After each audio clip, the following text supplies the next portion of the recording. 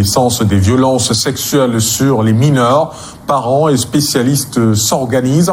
Choix du logement, contrôle des fréquentations, vigilance quotidienne. Chaque famille tente de dresser son propre rempart contre le fléau. Et pour les experts de la santé mentale, ces comportements déviants révèlent un profond dysfonctionnement psychologique. Les pistes de solutions avec Vanessa Inelkenye et Thierry Nana.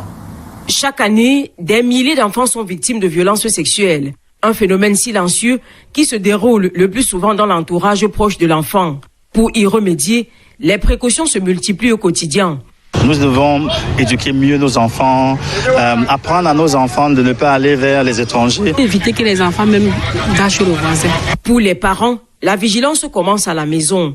Causer beaucoup avec les filles et limiter aussi les marches. Nous ne devons plus laisser les filles et les garçons d'abord dormir dans la même chambre. Le choix du lieu de résidence et les précautions sont prioritaires selon certains pour limiter ce phénomène. Faire une étude sur l'environnement dans lequel on va rester et mettre un très gros accent sur les fréquentations.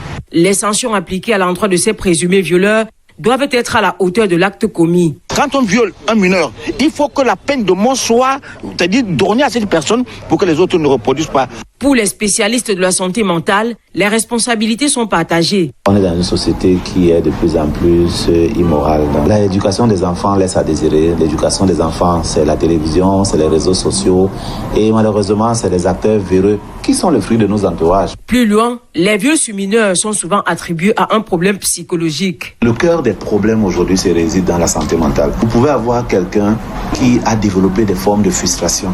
Ces frustrations peuvent être dues au fait que lui-même, au sein de son entreprise, a eu, pour consolider son poste, des propositions indécentes. Toutefois, les mécanismes de prévention sont clairs. Le rôle des parents n'est pas seulement le pourvoyeur des richesses, le pourvoyeur des biens pour la maison, mais il y a aussi le rôle de sûreté et de sécurité. Le cas de viol le plus récent est celui de la jeune adolescente âgée de 11 ans dans la ville de Yaoundé. Ainsi, protéger les enfants, c'est avant tout les écouter et ne jamais minimiser leurs paroles.